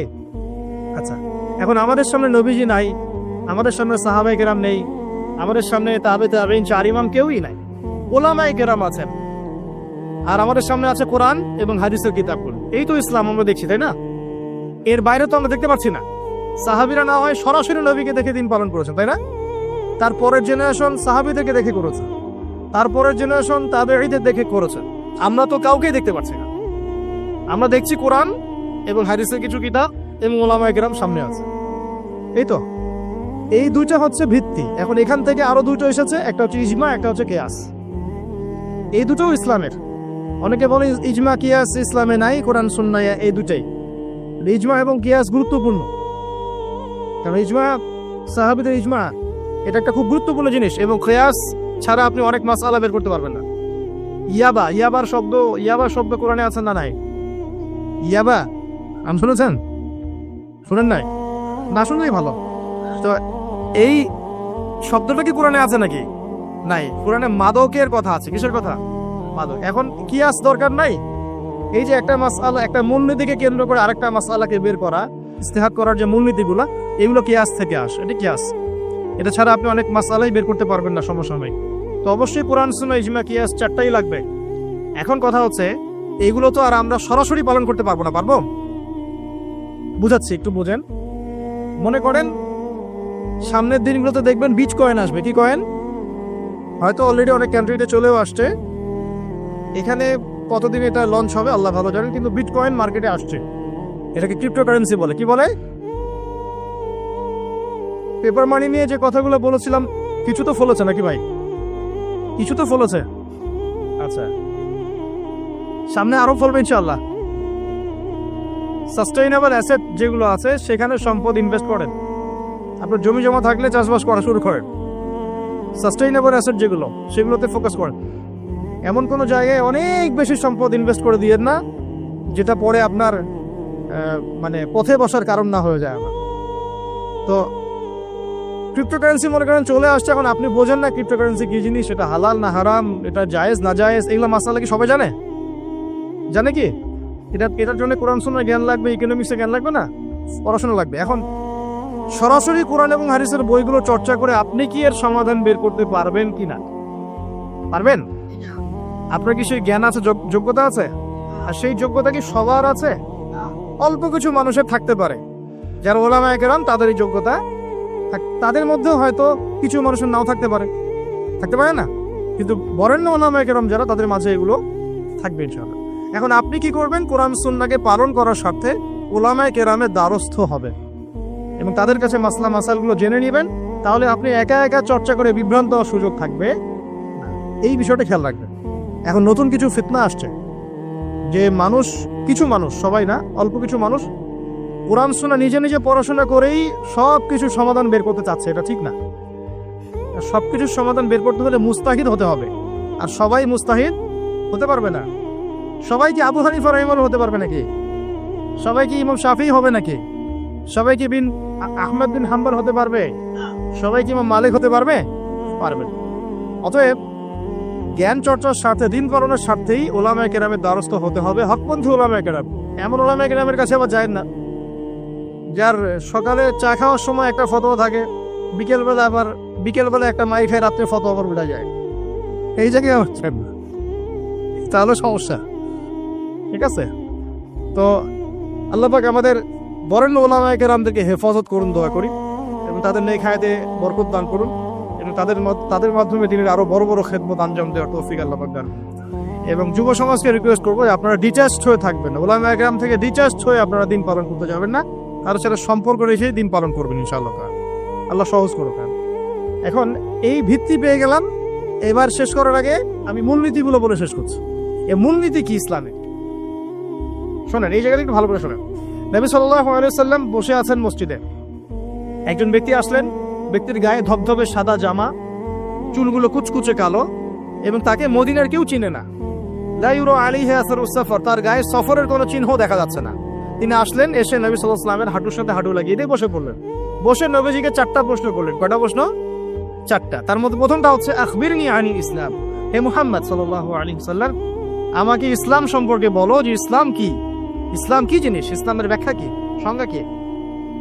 নবীজি বলছেন সাল্লাল্লাহু আলাইহি ওয়াসাল্লাম, আর ইসলাম হচ্ছে আনতাশহাদু আল্লা ইলাহা ইল্লাল্লাহ, তুমি সাক্ষ্য দিবে যে আল্লাহ ছাড়া কোনো ইলাহ নাই, ওয়া আন্না মুহাম্মাদান আবদুহু ওয়া রাসূলুহু, এবং মুহাম্মদ সাল্লাল্লাহু আলাইহি ওয়াসাল্লাম আল্লাহর বান্দা এবং রাসূল। এটা 1 নাম্বার ইসলামের ভিত্তি। এটা নাম্বার 1 হলো কালিমা। কালিমার মধ্যে 2টা অংশ। কয়টা অংশ? একটা হচ্ছে লা ইলাহা ইল্লাল্লাহ, মানে আল্লাহ পাকের তাওহীদ ছাড়া অন্য কোনো কিছু চলবে না। 2 নাম্বার হচ্ছে মুহাম্মদুর রাসূলুল্লাহ, মানে নবীর সুন্নাত ছাড়া অন্য কোনো সুন্নাত চলবে না। সিম্পল। লা ইলাহা ইল্লাল্লাহ মানে আল্লাহ ছাড়া কিছুই নাই, মানে আল্লাহ ছাড়া কোনো রিজিক দাতা নাই, কোনো পালনকর্তা নাই, কোনো সন্তান দাতা নাই, কোনো জীবন দাতা নাই, কোনো মৃত্যু দাতা নাই, কোনো বিধান দাতা নাই, আল্লাহ ছাড়া কিছুই নয়। আল্লাহ বাকি সব, আল্লাহ থেকে সব হয়। নাকি অন্য কোন ইলাহ আছে? আস্তাগফিরুল্লাহ, অন্য কোন ইলাহ আছে? নাই। এটা হচ্ছে শিরক মুক্ত তাওহীদের স্টেটমেন্ট। লা ইলাহা ইল্লাল্লাহ মানে শিরক মুক্ত তাওহীদ। শুধু এটা মুখের জিকির না, পালন করে দেখাতে হবে। যদি ইবাদত বন্দেগীতে আপনি আল্লাহর দাসত্ব করেন, সেজদা দেন, আল্লাহকে সেজদা দেন, ইবাদতে লা ইলাহা ইল্লাল্লাহ ঠিক আছে। অর্থনীতিতে গিয়ে আপনি সুদ খাচ্ছেন, আল্লাহর বিধান মানছেন না, ওখানে লা ইলাহা ইল্লাল্লাহ ঠিক নাই। বুঝতে পারছি না? জীবনের সব ক্ষেত্রেই লা ইলাহা ইল্লাল্লাহ আনতে হবে, তারপরে তো হবে লা ইলাহা ইল্লাল্লাহর কায়েম। তাহলে তো হইল না কিছু। 2 নাম্বার মুহাম্মদ রাসূলুল্লাহ মানে আপনি অন্যের মন গড়া কোনো আদর্শ, দর্শন, সুন্নাত ফলো করতে পারবেন না। আপনাকে মুহাম্মদ সাল্লাল্লাহু আলাইহি ওয়াসাল্লামকেই রোল মডেল মানতে হবে। এর নাম মুহাম্মদ রাসূলুল্লাহ। যদি কেউ মুহাম্মদ রাসূলুল্লাহ বলে অন্য কাউকে তার আদর্শ মেনে চলে, তাহলে মুহাম্মদ রাসূলুল্লাহ কেটে গেছে। এখানে একই কথা, নামাজে দাঁড়িয়েছেন, রাসূলের মতো নামাজ পড়ছেন, মাশাআল্লাহ। রোজা করছেন রাসূলের মতো, হজ ওমরা সব রাসূলের তরিকায় হচ্ছে, তাসবিহ তাহলিল সব রাসূলের তরিকায় হচ্ছে। অর্থনীতিতে গিয়ে রাসূলের তরিকা চলে না, তাহলে এখানে আর মুহাম্মদ রাসূলুল্লাহ থাকলো না। আমি মনে হয় বুঝাতে পারছি না। মানে জীবনের সব ক্ষেত্রেই লা ইলাহা ইল্লাল্লাহ মুহাম্মদুর রাসূলুল্লাহ থাকতে হবে, শুধু একটা অংশে নয়। এটা 1 নাম্বার। 2 ওয়ান তুকিমাস সালাহ, এবং যখন তুমি সালাত কায়েম করবে। ইসলামের 2 নম্বর পিলার কি? সালাত কায়েম করা। সালাতের বিষয়ে জাস্ট দুটো হাদিস বলে দিই আমি, তাহলে আপনার যথেষ্ট হবে ইনশাআল্লাহ। একটা হাদিসে নবীজি বলেছেন, মান তারাকা সালাতান মুতাআম্মিদান ফাকাদ কাফার। কেউ যদি ইচ্ছাকৃতভাবে নামাজকে ছেড়ে দেয়, সে ব্যক্তি কিন্তু কুফরি করলো। কি করলো? আমরা যারা নামাজ পড়ছি না, আমরা কিন্তু কুফরির মধ্যে আছি। মুয়াজ বিন জাবাল রাদিয়াল্লাহু আনহু নবীজি বলেন, মান তারাকা সালাতান মুতাআম্মিদান ফাকাদ বারিআত মিন জিম্মাতিল্লাহ। কেউ যদি নামাজ ছেড়ে দেয়, ফরজ নামাজ তার উপর ছেড়ে দেয়, ত্যাগ করে, সে ব্যক্তি আল্লাহর জিম্মাদারি থেকে মুক্ত হয়ে গেল। আল্লাহর জিম্মাদারি নাই তার উপরে, আল্লাহ পাকের কোনো রেসপন্সিবিলিটি নাই তার উপরে, আল্লাহ ছেড়ে দিয়েছেন তাকে, যাও। একটা হাদিস আছে, বাইনা রাজুলি ওয়া বাইনা শিরকি ওয়াল কুফরি তারকুস সালাহ। একজন আল্লাহর বান্দা আর একজন কাফের মুশরিকের মাঝে পার্থক্যই নামাজ। নামাজ নাই, ইসলাম নাই। শুধু আইওয়াজ শোডাউন দিয়ে কিচ্ছু হবে না ভাই, অথচ নামাজ আগে ঠিকঠাক মতো পড়তে হবে। পড়তে হবে না ভাই? আমাদের যুব সমাজ এখন রাত 3:30টায় খেলা দেখতে ওঠে, তাহাজ্জুদে ওঠার সুযোগ হচ্ছে না, ফুরসত হচ্ছে না। 3:30 4টা হলেও উঠতে হবে, অ্যালার্ম দিয়ে রাখবে, আর্জেন্টিনার খেলা আছে। কিন্তু আরেক ঘন্টা পরে ফজরের নামাজ, ওই খেলা দেখি ঘুম, ফজরের নামাজ নেই। এই যে ঢাকায় দেখলেন না, ছবি দেখলে মনে হয় একটা তিল পরিমাণ জায়গা নেই মানুষের দাঁড়ানো, পর্দার সামনে একটা তিল পরিমাণ জায়গা নেই মানুষের দাঁড়ানো। হই হুল্লা করতেছে, নাচছে, গাচ্ছে, স্মোক করতেছে, ড্রিঙ্কস করতেছে। মিডিয়া এগুলোকে প্রমোটও করতেছে। মিডিয়া প্রমোট করতেছে মানে কি? মিডিয়া দেখাচ্ছে মানে বিশ্ব কত ভালো আছে এখন, কত সুখ আমাদের। হ্যাঁ, আমাদের সুখী সুখ, খালি সুখে সমৃদ্ধ জীবন যাপন করতেছে, খেলা দেখতে নাচতেছে নাকি। অথচ দেখেন ইকোনমিক সেকশনের কি অবস্থা, দেখেন কি অবস্থা দেশ। এই যে আমাদের সমাজের, যুব সমাজের নৈতিকতার অবস্থাগুলো দেখেন, ধর্ষণের হার দেখেন, জেনার হার দেখেন, মাদকাসক্ত মানুষদের হার দেখেন, কত হারে মানুষ মাদক খাচ্ছে, পরকীয়ার হার দেখেন, ব্লু ফিল্মসের হার দেখেন। ওদের ভাবখানে এমন যে খুব সুখ আমার জীবনে, খেলো আর খেলো। খেলার দলিল তো কোরআনে আছে তো।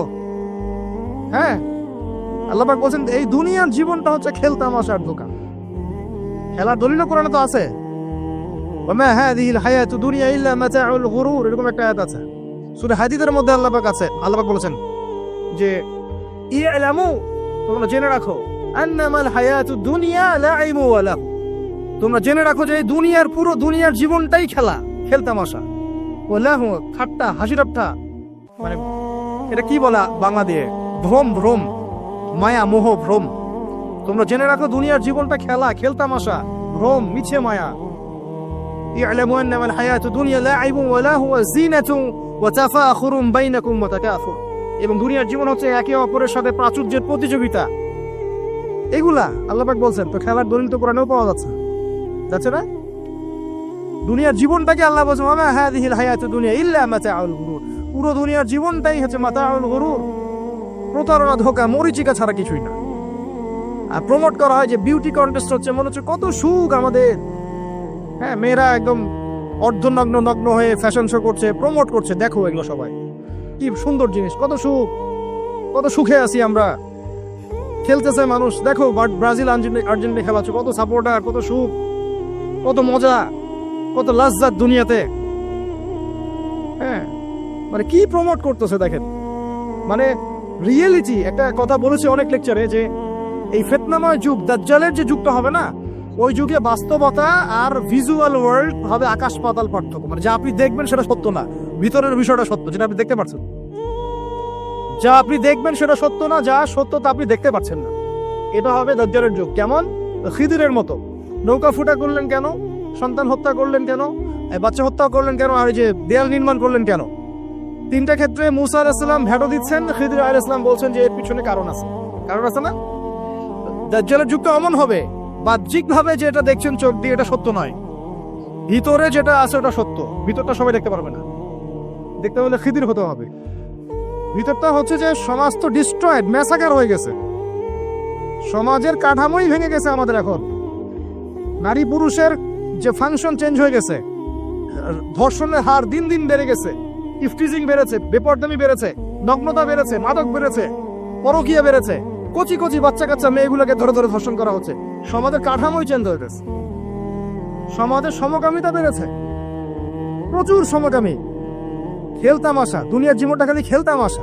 আর আমাদের এই যুব সমাজ যাদের হাতে ইসলামের ভবিষ্যৎ আছে, ওদেরকে এইদিকে মোহাগ্রস্ত করে রেখে দেওয়া উচিত। এরা নামাজ পড়ে না, কোরআন তেলাওয়াত করে না, আলেম ওলামার সাথে কোনো সোহবত নাই, কোনো সম্পর্ক নাই, হাদিসের কিতাব নাই বাসায়, দাড়ি নাই, ইসলামিক লেবাস পোশাক নাই, ইসলামিক মূল্যবোধ নৈতিকতা নাই, আল্লাহ রাস্তায় সময় দেওয়ার কোনো মানসিকতা নাই। এই যুবক ছেলেপেলেগুলো কিনে নাচতেছে মিডিয়া। কি করবে এরা দেশের জন্য? যারা এরকম অন্য একটা রাষ্ট্র, যে রাষ্ট্র আমাকে চিনেই না, ওর খেলায় সে হুজুকে লাফায়, এ দ্বারা রাষ্ট্রের উন্নয়ন হবে নাকি? আজীব কথা বলেন, এইসব লোকজন দ্বারা রাষ্ট্রের উন্নয়ন হবে নাকি? যখন আমরা এই খেলতামশায় ব্যস্ত আছি, দেখবেন পশ্চিমারা ঠিকই ওদের উদ্দেশ্য বাস্তবায়ন করছে। কি আশ্চর্য একটা অবস্থা, কি আশ্চর্য! মানে এত সুখে আছি আমরা, এতই সুখ, খাবার, পানি, বাসস্থান, বেকারত্ব, কত সমস্যা নিয়ে ভুগতেছি আমরা, এতই সুখ যে বিশ্বকাপে নাচতে হবে আমাদেরকে। আবার এটাকে মুসলিম কান্ট্রির মধ্য দিয়ে জায়েজ করে নেওয়ার একটা পায়তারা চলছে। আয়োজন করেছে এক মুসলিম কান্ট্রি, খেলেছে আর এক মুসলিম কান্ট্রি। হ্যাঁ, এখন এটাকে দলিল নিয়ে এসে এটাকে জায়েজ করে একটা টেন্ডেন্সি চলছে, ফাইজলামি শুরু করছে। অথচ যেখানে যেখানে এগুলো হচ্ছে তার পাশে ইয়েমেন পড়ে আছে, তার পাশে সিরিয়া পড়ে আছে, যেখানে লক্ষ লক্ষ মানুষ না খেয়ে পড়ে আছে।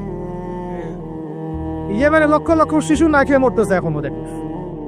2013-14 সাল থেকে নিয়ে 2022 পর্যন্ত প্রায় 3.5 লক্ষ মানুষ মারা গেছে ইয়েমেনের এই ঘটনাগুলো, গৃহযুদ্ধ এবং এই যে আরব কান্ট্রিগুলোর মধ্যে কনফ্লিক্টের মতো, এবং প্রায় 60% সেখানে বাচ্চা কাচ্চা। আপনি এত টাকা পয়সা খরচ করে এগুলো আয়োজন করতে, আমরা প্রমোট করতেছি, এর 5% টাকা ওদেরকে দিলেই তো ওদের 3 বেলা খাবার হতো। সিরিয়ার মানুষগুলোকে দেখেন গিয়ে, ওখানে তো ওটা রঙ্গমঞ্চ হয়ে গেছে, মানে যে যার স্বার্থ এখানে ঢুকে। ওখানে ইসরায়েলও ঢুকছে, আমেরিকাও ঢুকছে, তুরস্কও ঢুকতেছে, ওখানে আগে রাশিয়া ছিল, ওখানে বাশার আল আসাদ, সব মিলে জগা খিচুড়ি অবস্থা একটা। মানুষের মানবতা, জীবনযাত্রা নাই, জীবনের কোনো মূল্য সেখানে নাই। প্রচুর মানুষ, ছোট ছোট ছেলে পেলে দেখবেন না খেয়ে ওখানে মারা, উদ্বাস্তুর মতো তাঁবুর নিচে জীবনযাপন করে। এটা দেখেন না চোখে? ওখানে একটা খেলা, হুদাই একটা খেলা নিয়ে তো লাফালাফি করতেছে, পাশে এতগুলো মানুষ না খেয়ে মারা যায়, কোনো খবর নাই।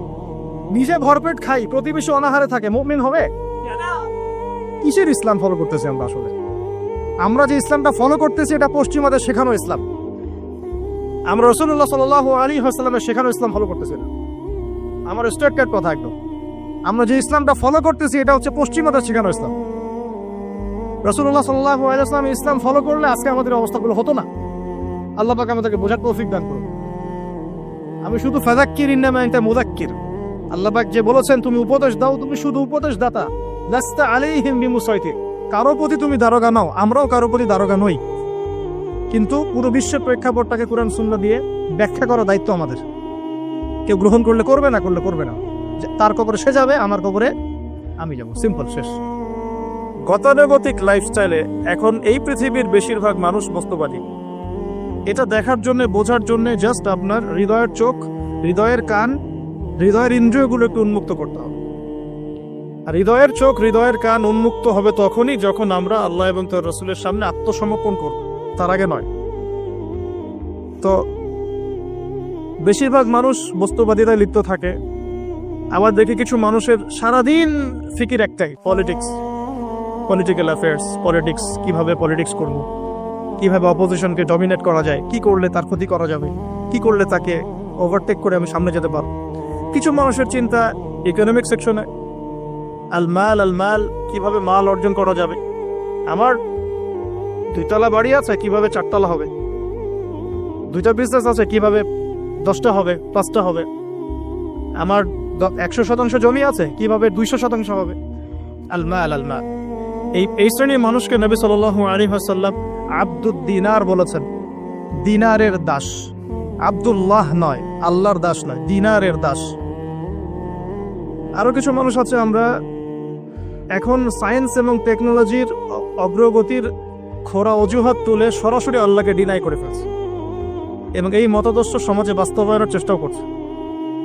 এডুকেশন সেক্টরে হোক, সংস্কৃতির নামে হোক, সামাজিক অ্যাসোসিয়েশনের নামে হোক, মুক্ত চিন্তার নামে হোক, আমরা ডে বাই ডে যুব সমাজের একটা বড় অংশকে এথিস্ট বানাচ্ছি।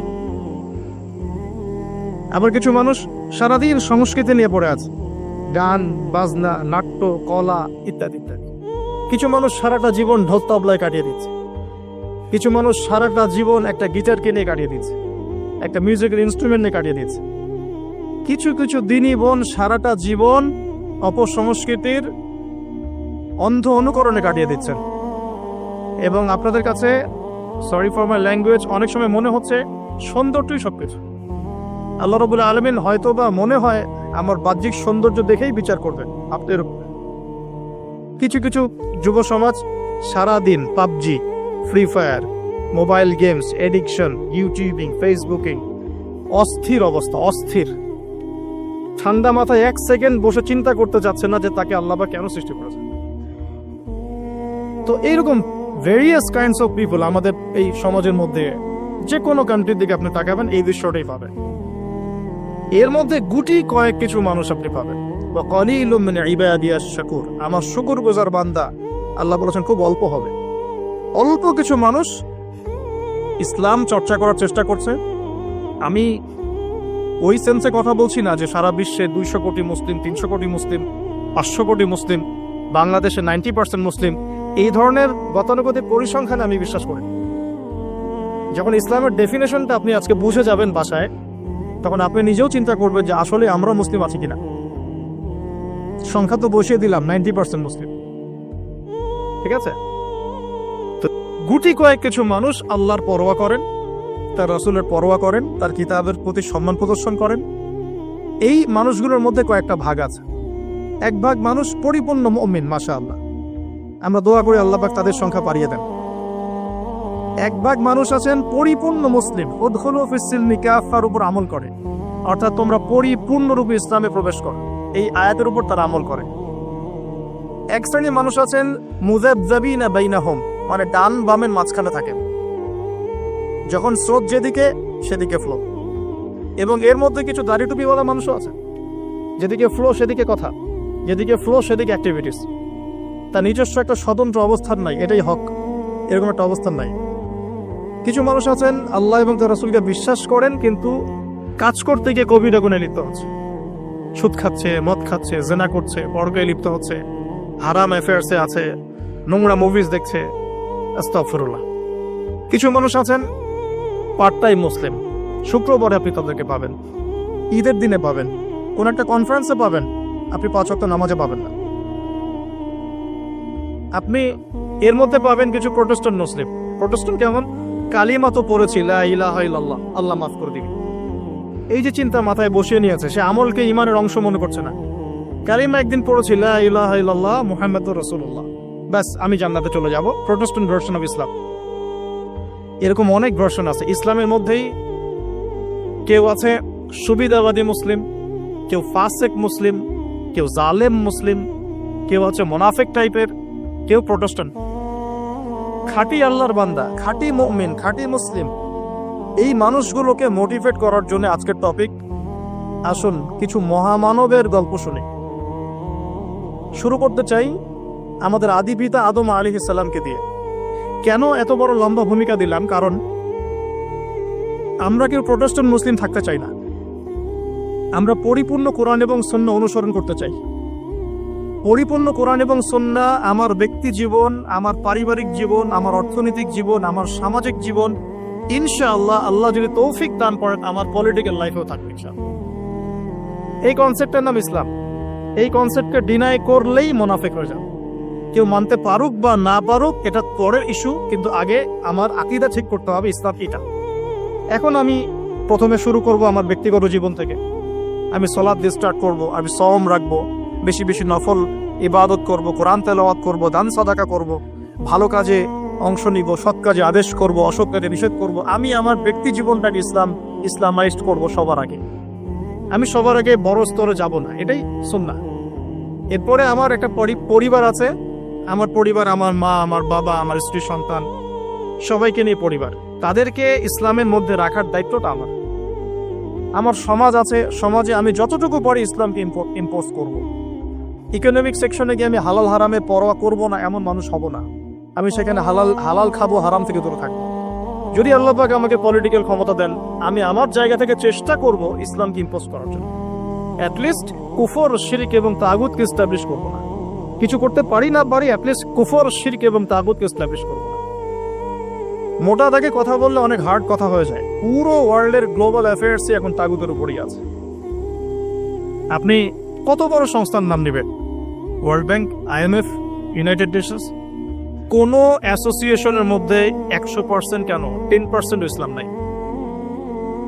তো এখন আমাদের করণীয়, নিজের ব্যক্তি জীবন থেকে যখন ইসলাম বিদায় নিচ্ছে তখন ওই লেভেলে কথা বলাই তো আমার জন্য দুষ্কর, এটা তো অপরাধ, আমার জন্যই অপরাধ। তো আমাদের ফার্স্ট অফ অল স্টার্ট করতে হবে ব্যক্তি জীবন থেকেই, দেন পরিবার, সমাজ, গ্র্যাজুয়ালি উই উইল অ্যাডভান্স ইনশাআল্লাহ তাআলা। এখন আকীদাকে স্পষ্ট করলাম। আল্লাহ পাক সূরা মুলকের মধ্যে একটা কথা বলছেন, এই আয়াতটা থেকে আমি সামনে যাচ্ছি। আল্লাহ পাক, আপনারা সবাই সূরা মুলক আজকে তেলাওয়াত করবেন বাসায় গিয়ে, কারণ রাতের বেলা সূরা মুলক পড়াটা কিন্তু সুন্নাহ। এখানে আল্লাহ রাব্বুল আলামিন একটা কথা বলেছেন, তাবারাকাল্লাযী বিয়াদিহিল মুলক ওয়া হুয়া আলা কুল্লি শাইইন কাদির। আল্লাহ পাকের হাতেই রাজত্ব, কর্তৃত্ব, তিনি সমস্ত বিষয়ের উপর কর্তৃত্বশীল।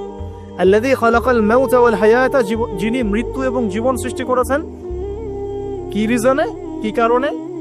লিয়াবলুয়াকুম আইয়ুকুম আহসানু আমালা। আল্লাহ পাক দেখতে চান আমাদের মধ্যে আমলে আহসান কে। অনেক লেকচারে আমি আহসান শব্দটার অ্যাপ্রোপ্রিয়েট ব্যাখ্যা পাইনি স্কলারদের কাছে, লেকচারারদের কাছে। হাসান শব্দটার সুপারলেটিভ ফর্ম হচ্ছে আহসান। হাসান মানে হচ্ছে ভালো, উত্তম, ভালো, খাবারটা ভালো। আহসান খাবারটা অনেক বেশি ভালো। হাসান মানে উত্তম, আহসান অনেক বেশি উত্তম। বলি আমরা কবির মানে বড়, আকবার সবচেয়ে বড়, তগীর মানে ছোট, আসগর মানে সবচেয়ে ছোট। এটাকে বলা হয় ইসমে তাফজিলের সিগা, মানে সুপারলেটিভ ফর্ম ইংরেজিতে আমরা যেটা বলি। তো আল্লাহ পাক এই আয়াতে একটু খেয়াল করে দেখেন, আল্লাহ পাক কিন্তু আমাদেরকে গতানুগতিক মুসলিম হিসেবে দেখতে চাচ্ছেন না। আল্লাহ পাক বলছেন, আমি দেখতে চাই তোমাদের মধ্যে আমলে আহসান কে। বাস এই শব্দটা যদি বুঝতে পারি আজকের আলোচনার ভিতরে ঢুকতে পারবো। আমি কি আহসানটা বোঝাতে পেরেছি? আল্লাহ পাক দেখতে চান না আমাদের মধ্যে আমলে, আকীদায়, ঈমানে, তাকওয়ায়, এগুলোতে গতানুগতিক কে। আল্লাহ পাক দেখতে চান আমাদের মধ্যে আমলে বেস্ট কে, শ্রেষ্ঠটাকে।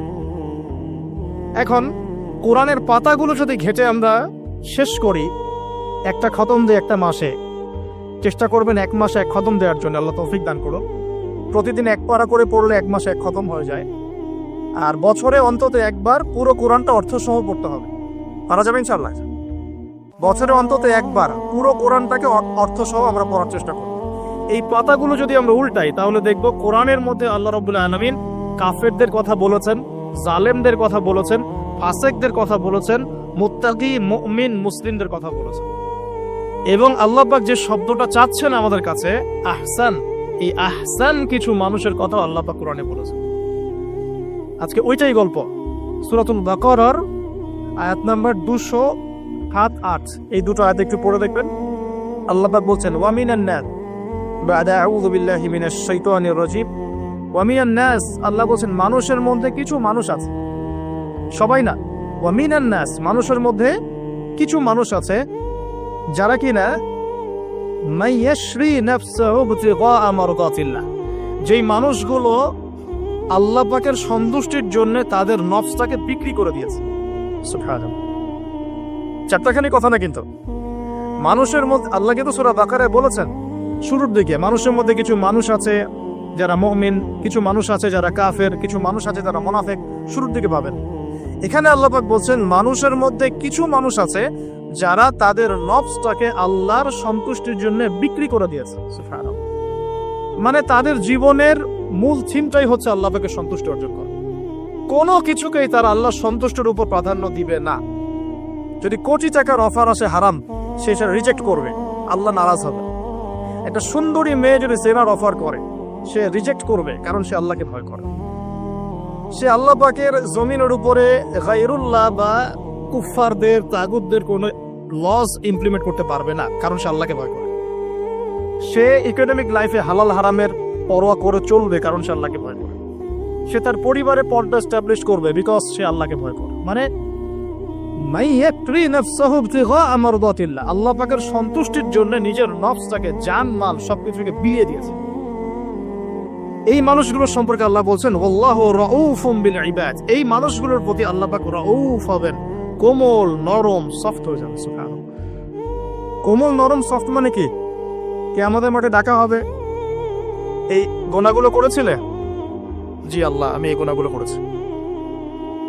আল্লাহ পাক পর্দা দিয়ে দেবেন, পর্দার পরে বলবেন যে দুনিয়াতে তোমার এই গুনাহগুলো আমি গোপন করে রেখেছিলাম, আজকেও সবগুলো গোপন করে দিলাম, জান্নাতে চলে যাও। আল্লাহু রাউফুম বিল ইবাদ, আল্লাহ পাক তার বান্দার প্রতি রাউফ, কোমল হবে। দুনিয়াতে রাউফ কেমন? যে কোনো বিপদ আপদ বালা মুসিবতে সেই ব্যক্তি হাঁটু গেড়ে আল্লাহর কাছে চাবে, আল্লাহ আমার এই সমস্যা, আল্লাহ আমার এই সমস্যা, আল্লাহ আমার এই সমস্যা। আল্লাহু রাউফুম বিল ইবাদ, আল্লাহ পাক ওই বান্দার প্রতি সফট, কোমল হয়ে যাবে। এগুলোর অনেক প্রমাণ আমি আমার জীবনও পেয়েছি, এগুলো আমি পাবলিকলি বলতে পারবো না, আর আপনি ব্যাখ্যা করতে পারবো। আর এমন কিছু বিষয় আছে যেগুলো আসলে মানুষকে বলেও বোঝানো যায় না। বড় বড় স্কলারদের কিতাব এখন যখন পড়ি, তারা বলেন কি বলবো, তোমরা তো বুঝবেই না। মানে এমন একটা লেভেলে মানুষ চলে যায় যে ওই লেভেলের কথা সবাইকে বোঝানো যায় না। কিভাবে বলবো, কিভাবে ব্যাখ্যা করবো, কোন আবেগ নিয়ে আসবো, কোন শব্দ নিয়ে আসবো, আমি আপনাকে বোঝাতে পারবো না। এরকম একটা অবস্থান থাকে। একজন সাহাবীর নাম বলি, আলী ইবনে আবি তালিব রাদিয়াল্লাহু আনহু। আপনি তার পুরো জীবনী পড়লে তাকে খুব সফট পাবেন, নিজেকে গোপনকারী পাবেন, খুব বেশি উচ্ছ্বাস প্রকাশকারী পাবলিক ফিগার, হ্যাঁ, এই যে আমরা শো অফ, নিজেকে জাহির করা, আপনি পাবেন না তাকে। এবং তিনি শেষ জীবনে কি বলেছেন জানেন? শেষ জীবনে বলেছেন যে জ্ঞান আমি নবী সাল্লাল্লাহু আলাইহি ওয়াসাল্লামের কাছ থেকে পেয়েছি, সেগুলোকে সুষ্ঠুভাবে বন্টন করার মতো কাউকে পেলাম না জীবনে। মানে একটা লেভেল থাকে মানুষের, আল্লাহ তাকে মারিফত লাভের, যে লেভেলে গিয়ে মানুষ সবার সাথে আমভাবে কিছু বলতে পারে না। আমি ওই লেভেলে কিছু ফিল করছি, কিছু নির্যাস পাচ্ছি যে আমি আপনাকে বোঝাতে পারছি না। যাই হোক, আল্লাহ পাক রাউফ মানে এত সফট হবেন, জীবনের যে কোনো পদে আপনি আল্লাহকে ডাকবেন, আল্লাহ আপনাকে তাৎক্ষণিক সাড়া দিবেন ইনশাআল্লাহ, ইনশাআল্লাহ আযজা ওয়া জাল। এখন পাতাগুলো ঘাটলে আমরা প্রথম এইরকম কোন মানুষকে পাই যারা নিজের নফসটাকে আল্লাহর জন্য উৎসর্গ করে দিয়েছেন? এক নাম্বার পাচ্ছি আমরা আমাদের আদি পিতা আদম আলাইহিস সালাম। আজকে ডিটেইলস আয়াত বাই আয়াত বলার সময় পাচ্ছি না, তবে আমি তামারি বলছি, আপনারা একটু বাসায় পড়ে নেবেন। আদম আলাইহিস সালামকে আল্লাহ রাব্বুল আলামিন নিজের হাত দিয়ে সৃষ্টি করেছেন। সুবহানাল্লাহ।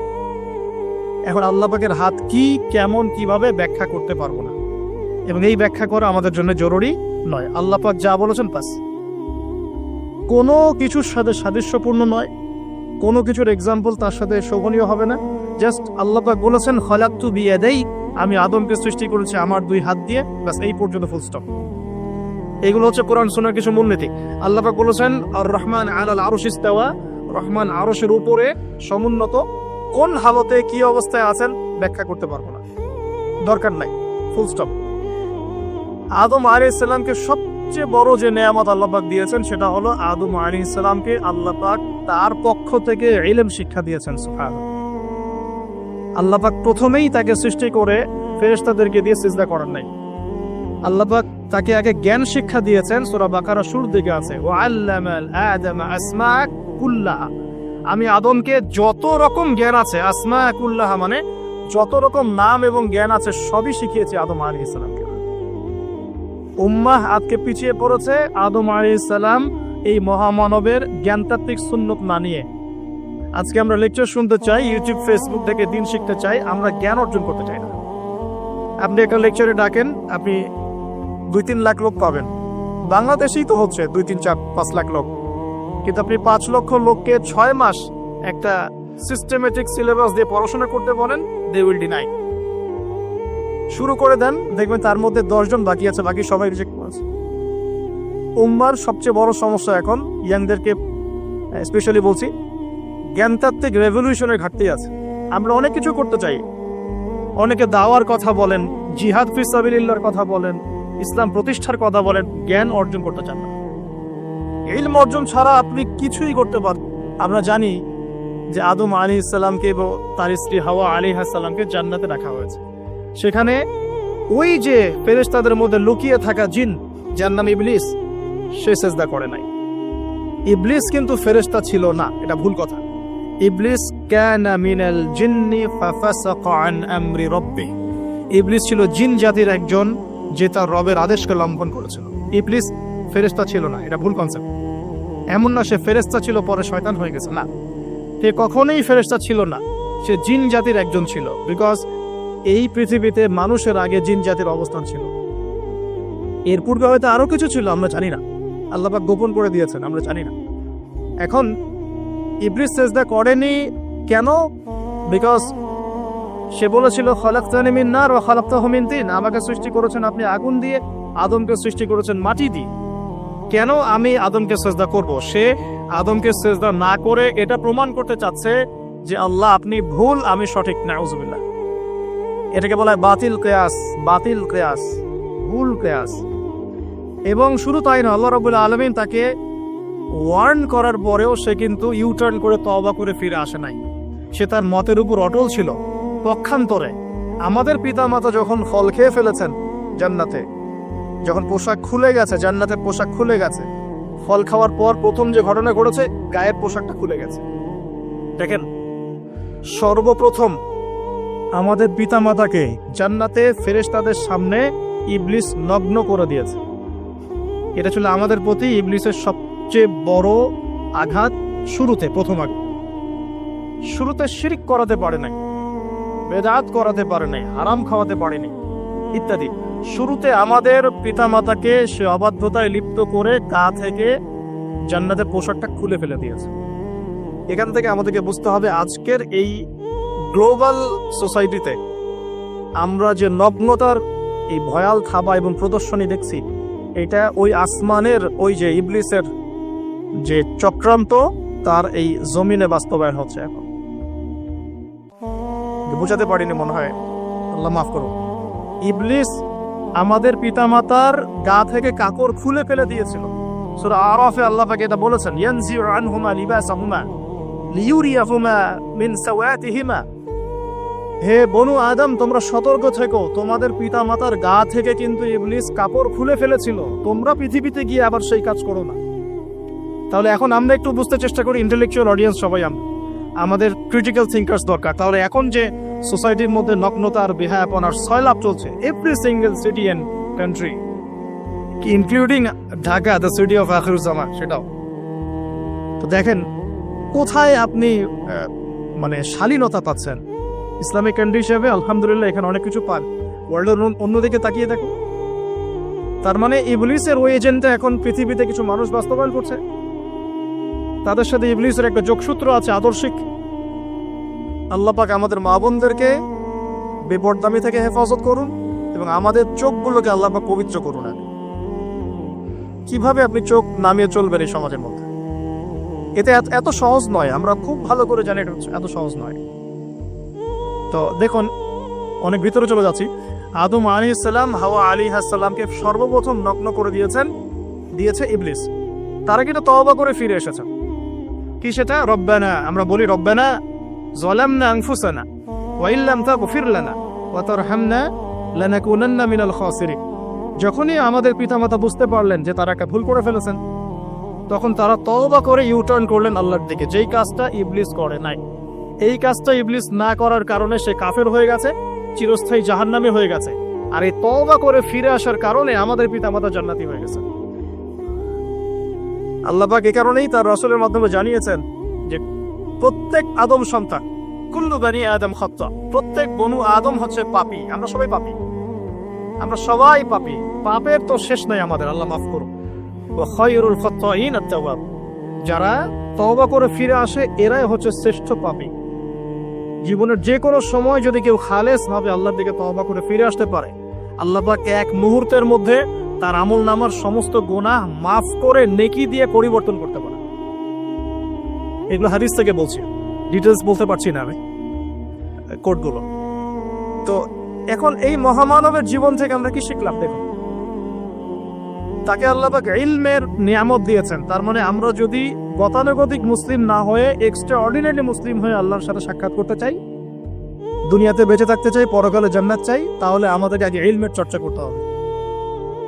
এবং এই জ্ঞানের চর্চা মানে ক্লাসিক্যাল সিলেবাসে আপনাকে পড়াশোনা করতে হবে, শুধু একটা লেকচার শুনে নয়, ফেসবুক ইউটিউব দেখে তো মোটেই নয়। এখান থেকে মাঝে মাঝে কিছু নলেজ নেওয়া যায়, কিন্তু এগুলো কখনো কনস্ট্রাকটিভ নলেজ নয়। বরেণ্য উলামায়ে কেরাম যারা থাকবেন আপনাদের বেস্ট পসিবল ওয়েতে তাদের কাছে গিয়ে পরামর্শ করে বইপত্র পড়তে হবে। আদারওয়াইজ আপনার মেমোরি এবং জ্ঞানটা বিক্ষিপ্ত হয়ে যাবে।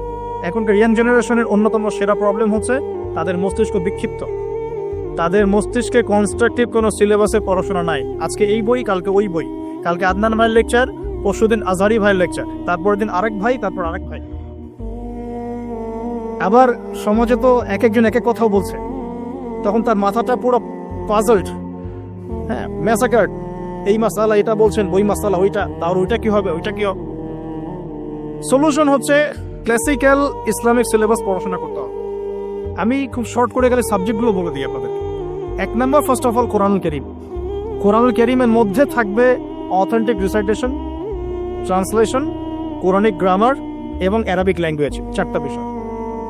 তারপর থাকবে হাদিসের নবী সাল্লাল্লাহু আলাইহি ওয়াসাল্লাম।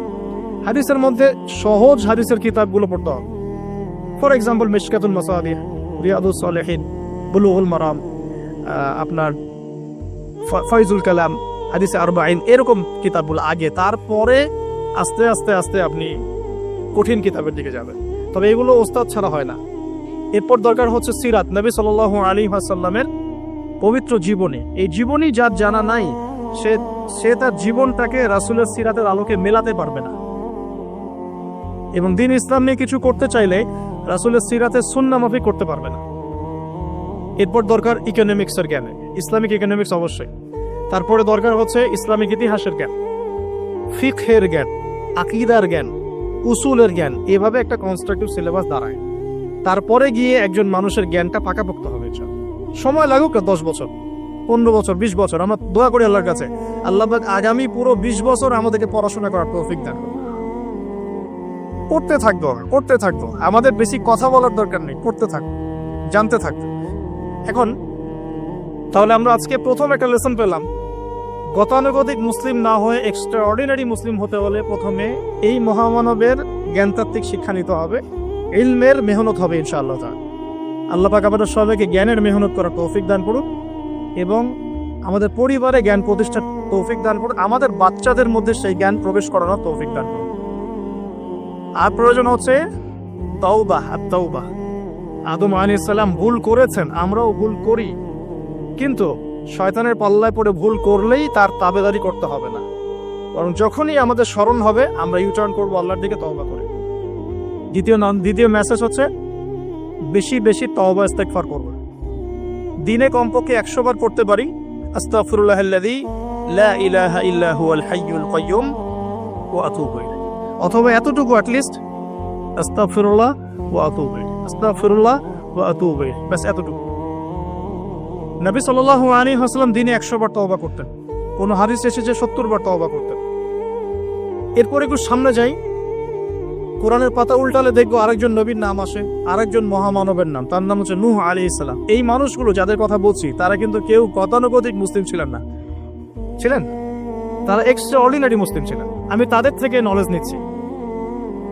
এবার আসি কোরআনের পাতা একটু সামনে গেলে দেখবো আরেকজন নবীর নাম চলে আসে, নূহ আলাইহিস সালাম। নাম শুনেছেন? সামারি 950 বছর দিনের দাওয়াত দিয়েছেন। সুবহান। এক্সট্রা অর্ডিনারি মুসলিম হতে হলে আমাদেরকে দাওয়াতি কাজ করতে হবে, তার আগে ওই যে জ্ঞান অর্জন করতে হবে। এই দাওয়াতি কাজটা হবে মধ্যম পন্থায়, শৈথিল্যতাবাদ না, চরমপন্থা না, মধ্যমপন্থী থাকবো ইনশাআল্লাহ। এখানে অনেক সময় মধ্যমপন্থী থাকতে গিয়ে কিছু মানুষ হিকমতের দোহাই পেরে শৈথিলতাবাদী হয়ে যায়। আমি মনে বুঝাতে পারি না, কিছু মানুষ মধ্যম পন্থার দাওয়াতের কথা বলেও হিকমতের দোহাই দিয়ে কখনো কখনো শৈথিল্যতাবাদী হয়ে যান। এটাও ঠিক, ওটাও ঠিক, এটাও চলে, ওটাও চলে, এদিকে চলে আসে। আবার কিছু মানুষ মধ্যম পন্থার কথা বলে অনেক সময় খুব ওভার এগ্রেসিভ পদক্ষেপে চলে যান। দুটোই উম্মার জন্য ক্ষতিকর।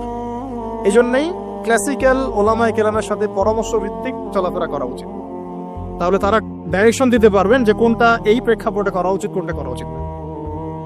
তো নূহ আলাইহিস সালামের জীবন থেকে আমরা শিখছি দাওয়াতের মেহনত করতে হবে। এটা আমি আজকেও শিখলাম নতুন করে। নিজের মধ্যেই মনে হলো যে আমার সামনে যে ভাই গাড়ি ড্রাইভ করছেন তাকে তো দুটো কথা বলতে পারতাম, কেন বললাম না? যে ইমামের পিছনে নামাজ পড়ে আসলাম তাকে তো দুটো কথা বলতে পারতাম, কেন বললাম না? বলতে পারতাম যে ইমাম সাহেব আপনি শুনুন, নবী সাল্লাল্লাহু আলাইহি ওয়াসাল্লাম বলেছেন দুনিয়ার সবচাইতে নিকৃষ্ট চোর হচ্ছে সে ব্যক্তি যে রুকু সেজদা ঠিক মতো আদায় করে না। চুরি করলে চোরের হাত কেটে ফেলতে হয়। যদি কেউ আমার ফোনটা চুরি করে, ইসলামিক লস কি বলছে? তার হাতটা কেটে ফেলতে হয়। আর নবীজি বলছেন সবচেয়ে নিকৃষ্ট চোর সে ব্যক্তি যে ব্যক্তি রুকু সেজদা ঠিক মতো আদায় করে না। তো আমরা এরকম দাওয়াতের অনেক ক্ষেত্র পাই। নিজেও ফিল করলাম যে না, আসলে মনে হয় আমি পরিপূর্ণ দায়ী হতে পারছি না। আমি তো এই যে বিমানে আসলাম তার কেবিন ক্রুদেরকে দাওয়াত দিতে পারতাম, অ্যাটলিস্ট শালীনতার একটা আয়াত শোনাতে পারতাম যে এই পোশাকগুলো মেয়েদের পরা উচিত নয়। যে পোশাকটা আপনি পরে আছেন, আকাশে উঠছি, সুবহানাল্লাহ, 1 সেকেন্ডের মধ্যে প্লেন ক্র্যাশ করতে পারে। Possible or not possible? 1 সেকেন্ডের মধ্যে। সেখানে আমি কিভাবে আল্লাহর জিকির বাদ দিয়ে বেহায়াপনে লিপ্ত হতে পারি? বিশ্বাস করেন, হয়তোবা আমি একটু দুর্বল মনের মানুষ কিনা জানি না, কিন্তু আমি এয়ারে উঠলে আমার সবসময় ফিকির থাকে লা ইলাহা ইল্লাল্লাহ লা হাওলা ওয়ালা কুওয়াতা ইল্লা বিল্লাহ আস্তাগফিরুল্লাহ ওয়া আতুবু ইলাইহি। মানে আমি মনে হয় যে আল্লাহ পাক ধরে রেখেছেন আমাকে, এটা ফিল করে আল্লাহ ধরে রেখেছেন বলে যেতে পারছি। ওখানে আমরা কিভাবে নগ্নতা প্রদর্শনী করতে পারি?